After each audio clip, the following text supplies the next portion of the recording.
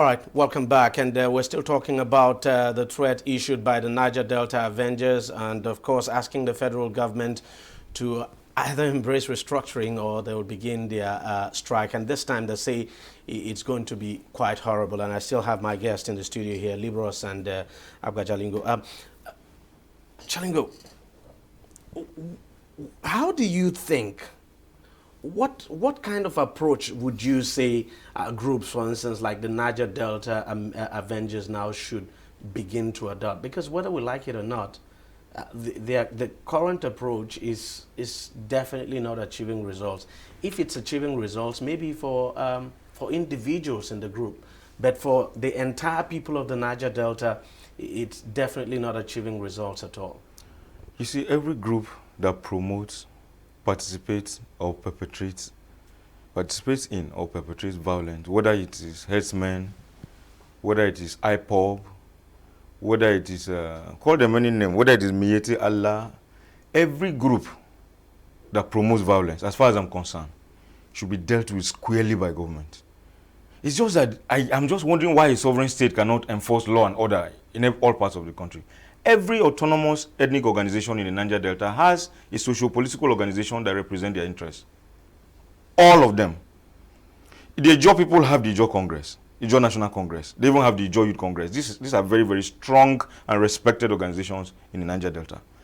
The Urhobo people have the Progressive Union. The Isoko people have their union. The Bete people that I come from, we all have our unions that represent the interests of our people that can effectively negotiate some of these demands that we need. And even the leaders of these gangs, for some of them that we know, they also belong to these associations. Their backers belong to these associations. So why don't they follow the right way and do what is necessary, rather than everybody waking up to threaten the Nigerian state as if anybody has the monopoly of shooting a gun? As a matter of fact, it is these same criminals that introduced kidnapping for ransom to Nigeria. That's quite true. They are the ones that thought, even what we are seeing in the north, we can comfortably say that it's our people from the Niger Delta that exported this phenomenon to the rest of the country. And rather than recalling in shame, every now and then what we hear is that if you don't do A, we are going to go and blow pipelines. For God's sake, if everybody decide, I can shoot a gun, for God's sake, DG. I can. I can actually mobilize a battalion. I can do it. I'm intelligent enough to do that. I'm also a bad guy. What if everybody decides to do that? Who is going to be at peace in this country? Or does anybody think that he has monopoly to do this? If so, okay, we used to call some people Malam. We thought they could not die. Today they have also carried guns. If not for what is happening to IPOB, who knows whether they are organizing underground? They had started showing the tendencies. There is nobody that cannot do this thing. I think that the state should be firm with groups like IPOB. But on the flip side, the state must also move very, very fast. Like because, yes, there is a lot of discontent, not only in the Niger Delta, but across the country. This government in particular, they are moving too slowly. I supported this government, but the movement is too slow. We need to begin to see results. That is the only reason we can also justify the kind of high-handed treatment that we are saying should be meted out to these groups. Government needs to move a little faster. But I hate it each time I hear non-state actors threatening the state with violence. It is not one of the things I want to hear. I don't think that government owes these criminals any other thing apart from dealing with them the way they deal with any other person who is stealing on the road. And one other issue that some people have complained about is that, you know, like one of the demands they made the other time, the 16-point demand, asking the multinational oil companies now to move their headquarters to the Niger Delta region. Of course, the government said that, but they can as well take over the duties of hiring for those companies but DG, if they want to. DG, that's a ridiculous demand. DG, no businessman, no right-thinking businessman would operate a business in an environment of insecurity. And so if you keep threatening the workers, you keep threatening the companies with blowing pipelines, with kidnapping, with stealing, with blackmail, and you think they will leave areas where they are comfortable and move to these areas where you have created so much insecurity. It's not you. These things are not done by fiat. Government can decree, government can issue threats, but it beholds on this same government to create the enabling environment. The same government have been looking for foreign investors everywhere. Do you just decree that foreign investors should come to your environment. You create the environment that will be enable those businesses. And of course, some to people try. would say, Some I mean, people the have action argued, of these guys too, not yeah, helping exactly. at And all. so when you're asking people to come do business with you, but in another vein, you're threatening them that if you don't come, we will kidnap you, we will blow up your installations, and then you want them to be comfortable. For me, if you think, oh yes, some people have argued, yeah, the Niger Delta have been underdeveloped, we have also caused part of these problems, because when you create problems of insecurity, you make your environment not conducive or comfortable for business to thrive. Even the little businesses that you have would take flight. I have friends who are from Niger Delta who are employed by some of these IOCs, but who are to relocate their families away from this region to whether Lagos or abroad for fear of kidnapping. Because you are in the office, you want to be comfortable that your family is safe. As I speak now, we've lost some colleagues to kidnapping, one recently in Taraba State.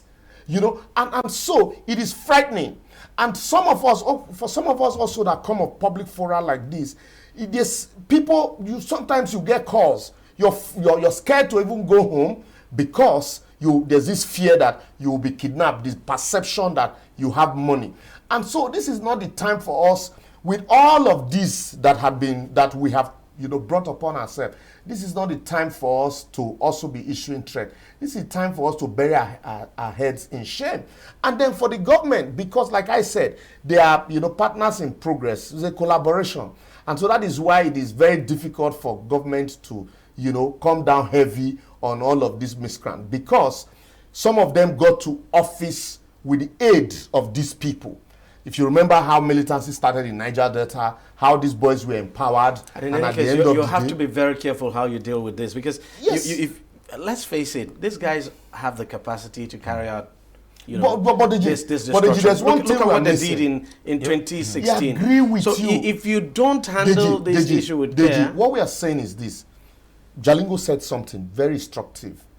We all have the capacity to be destructive. Everybody in Nigeria, including, Fidel Castro said, in a state of lawlessness, it becomes illegal to be law-abiding.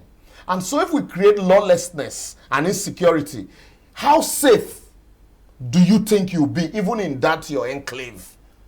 So we all have that capacity or the tendency to be violent. But if you think that you have the monopoly of violence, you promote violence, and then the other man, he gets to a point, this same man that you're threatening, he gets to a point, he's like, oh, look, I can't take this no more. And so I need also to arm myself, since government cannot protect me. And so the man in the south will carry guns, the one in the north carry guns, the one in the middle belt, and then what you have will be a melting pot of crisis and insecurity. And that's why the federal government also needs to, for me, now sit back and look at how do we rework this entity called Nigeria. You can no longer provide security from just one point. The issue of security should be localized, decentralized. You can't police Anegbete, for example, more than a man who resides in that place. So you need to decentralize. And some of these boys also, you can engage them in providing security for this area. And then this entity called Nigeria, because it belongs to nobody. So anybody can come steal from it, including people who ordinarily should own it. So that's where we need now. Elections are around the corner. And then we forget that the only way we can participate in government is through the ballot. This is the time for us to begin to look at people who will truly go there and look at how do we make impact. And not people who will be selfish to continually look at the pot from the big point of view that if we decentralize it, it becomes difficult for us to have this much. Would you rather have small and still have an entity called Nigeria than keep all of them and there will be nowhere for you to spend it? Jalingo, how do you think the government should respond to this threat by the Avengers?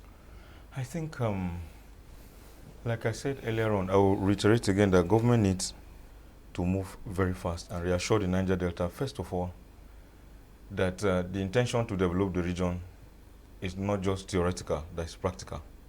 But for the Avengers, militarize the region when these threats come. Yes, a lot of people would disagree with me. Yeah, because, but when non-state actors begin to militarize the region. We've seen that in the past, and this guy still went ahead because they know where the pipelines are. They know this region very well. So the last time, the truth of the matter is that the last time, the elders had to rise when they talked about crocodile smile. It eventually did not hold because everybody knew the implication. The traditional rulers, their mothers and our children know the implication. I'm a soldier's son. I grew up in the barracks. These criminals come and just hit and run away. And then the government goes and kill innocent people. That is the only problem I have usually. But to tell me that these guys, they have the capacity to do damage, I know. But to tell me that they can face the Nigerian army or the Nigerian Navy. Not to engage. It's because of the way, because they know where the pipelines are. All you just need to do is, they could as well just send even kids to go plant but we cannot, because of that, encourage government to run away from its responsibility. Government has a duty to protect those pipelines. Government has a duty to protect the civilians in that region. Government has a duty to make sure that these people do not damage our pipelines. And that is what we expect this government to do. And this time the guys are saying they are taking their attack to the offshore oil fields. They are talking about attacking the Bonga, deep sea oil. If I were in the government's shoes, I would respond like Putin. I'm telling you the truth, because criminals are holding. See, gang laws have held Nigeria in the jugular from north, south, east, and west. And I sincerely feel I had the will in my hands. I will be very brutal with these people. I will not allow you to kill innocent people, sabotage the country, and go and sleep well. I will pursue you until I make sure that you will not come back and do that kind of damage again. If you ask me, that is what I expect from the government that I supported, that I still support. That is what I expect. I don't expect, if you want to negotiate with the leaders of the region. They are legitimate leaders of the region. Well, it appears that the boys are not listening to the leaders anymore now. Because the leaders also have soiled their hands. They have soiled their hands, but that should not also allow government to go and start, because what have these criminals done? All the monies that have been channeled to them, what have they used it for? To buy more arms, to create more destruction. The illegitimate money they are giving to them. Look at what Don Wane did. They said amnesty, they gave him money. I don't know who provoked him. And then 1st of January, he was far away in Enugu and sent some bandits to go and kill innocent people that were returning from church. And they said they found 700 million naira in his accounts. For God so loved the world. Legitimate people that are doing business have not gotten that kind of money. And every day government is negotiating with these criminals and empowering them more and more, thinking that they are repenting, and nobody is repenting. And then each time they threaten, government gives them more money. Each time they threaten, government gives them. Let me tell you, they are paying militants 60,000 naira for doing nothing. For sleeping and smoking and drinking and playing music, end of the month you go and collect 60,000. A private soldier earns 48,000 naira. If I were a soldier, I still go to work. I'm under pressure. My superiors are putting me under pressure. I go to work and sit down. I am compelled to do all those strenuous things that our parents did as soldiers. At the end of the day, I get 46,000. Then a gangster, an idiot, a criminal who went and broke pipeline, claiming he has repented, sits down, does nothing. At the end of the month, he gets 60,000 naira. If I were the soldier, what will I do? I will take that same gun. I will go and break the pipeline and repent. Then you start paying me 60,000. That is exactly what the government is doing with these criminals who are threatening us every day. And I think that should stop if we want that problem to end. It's a terrible irony, unfortunately. Yeah. Like I said, because there is insincerity on both sides. And so they both know themselves. And so that's why you see this blackmail, back and forth. So the government will make promises. Because mind you, some people in government also were part of these people before now. And then before you know it, some of these funds also find a way of coming back. And that's why even the development promised, you'll never see it holistically. So government will window dress everything. We had said this, that the only way to solving these problems is, you can silence them, because if you take the issues of development and infrastructural, radical infrastructural development very seriously, these things will not, it won't attract anybody. Very true. But, and then also these issues of, government snail speed approach to issue. Look at the issue of the ravaging Fulani herdsmen, for example. The speed with which the federal government, the might with which the federal government deployed to dealing with the IPOB issue, one would have expected that the same government would use the same speed, might, and resolution to deal with the herdsmen crisis. But it's as simple as window dressing. Even though I can argue that there are different situations. I agree with you. But for the other, when we want to discuss that. DEJI, I agree. But I'm drawing an analogy. For the ordinary man on the street who does not understand these differences. And so it becomes attractive. It's like No, now, like, I'm drawing an analogy from what Jalingo said. So it becomes attractive. Oh, these people did this, and so government didn't do anything. We can as well do ours, and the same government will not do anything. So government should sit down, irrespective of who the person is, whether being in the north, in the south, in the west. Once you have these criminal tendencies and you have this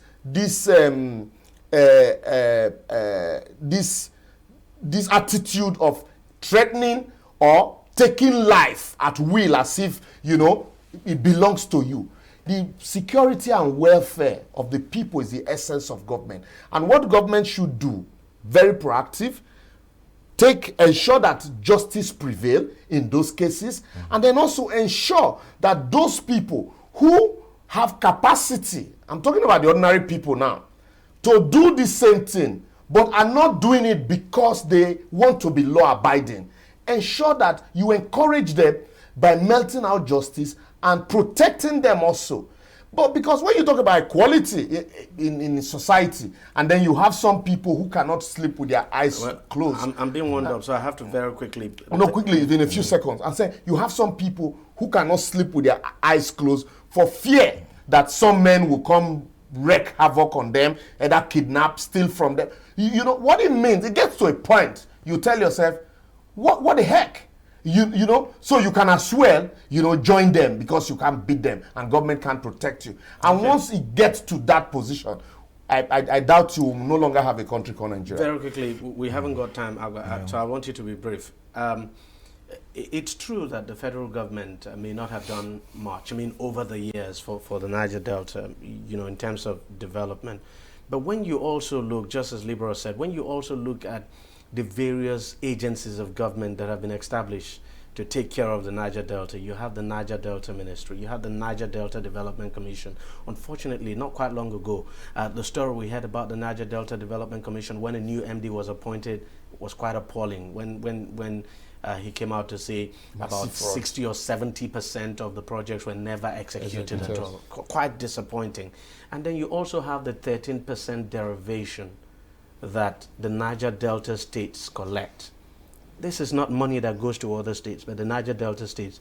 You would expect that to a large extent, at least some amount of the development problems in the Niger Delta would have been addressed. But what we see today is that you see a situation where individuals have done well for themselves. You see heavy buildings, springing up everywhere. You go to a place like Warri, for instance, you see beautiful infrastructure, beautiful buildings belong to private individuals. But you look at the community where these buildings are. No roads. Run down, no roads, nothing. So something must be wrong. It's like the people too are actually not asking, they're actually not asking what these monies that actually come to them at the moment are being used for. When you come to the region, predominantly, people think it's only the northerners that are illiterate. Our people are very illiterate too. And then they tell us that our problem is those people. Our problem is Hausa people. Our problem is those Hausa people. The Hausa man is your problem. He has come here to take all your oil wells. The man has taken all your oil wells. The last time they released the list of the owners of these oil wells, we found out that that is even a lie. But this impression has been created that the man at the other side is our problem. And they have successfully done it, and they have focused our people's attention on that man from the outside in a bid to protect themselves. The Niger Delta governors are some of the most profligate governors I have ever seen. I remember when Iburi was governor, among his peers, they used to call him the Sheikh. The oil sheikh. Yeah, the Sheikh. That's what his colleagues used to call him, because his allocation every month, in fact, the security vote in a month was the allocation of some states like Borno and Adamawa. So when those ones see him, they call him the Sheikh. And it was the same thing with Governor Akpabio in Akwa Ibom when he was governor in his first term and possibly second term.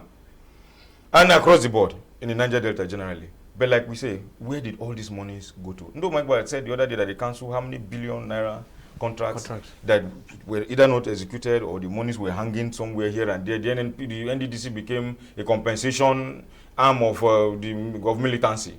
Anytime you are angry, they will just take something, give to you. They know you will not do it. But we are not asking any of these questions. We keep pointing fingers at one man at the other end, who is our problem?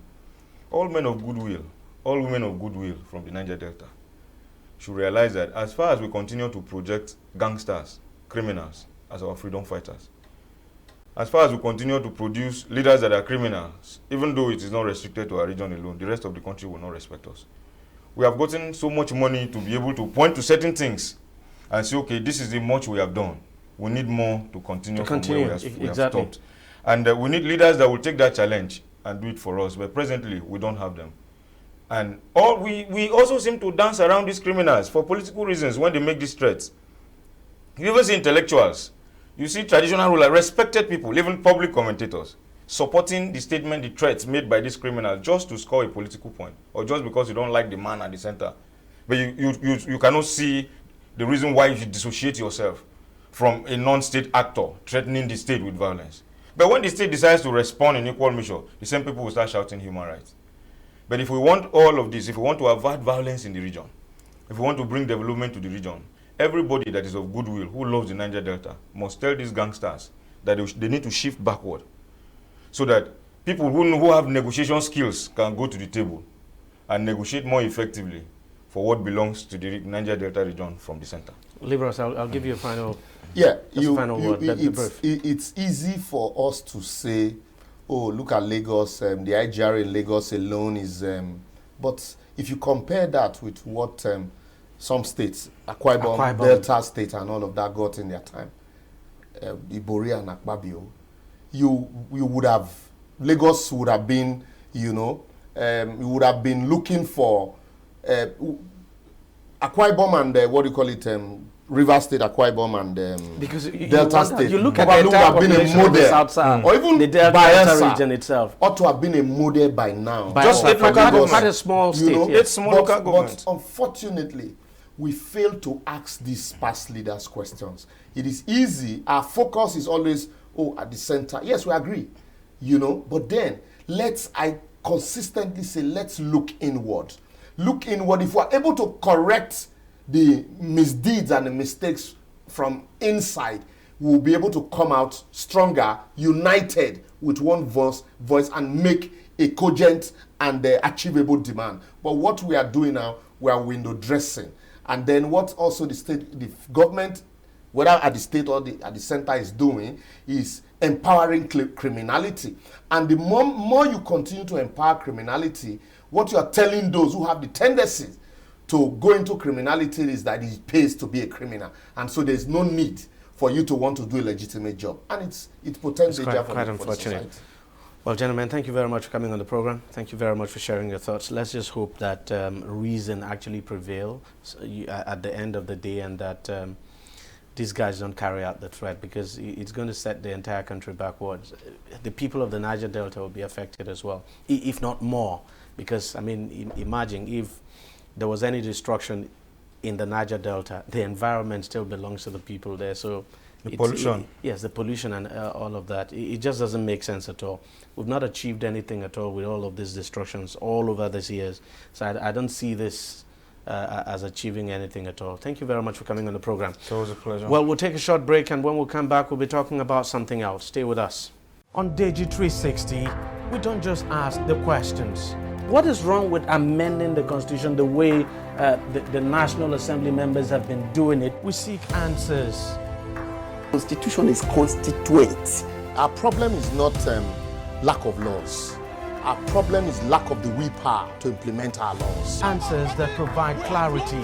While we negotiate, we should try to make it a point that the girls must be complete. The clarity you need to make informed judgment, so that you can make the right decision and take action. People are saying it is you politicians that are responsible for this, that you are the reason why this is happening. All these dollars that call themselves governors in this country? I wish we had people like Tony at the National Assembly. God forbid that I go to join that DEJI360, providing clarity to issues.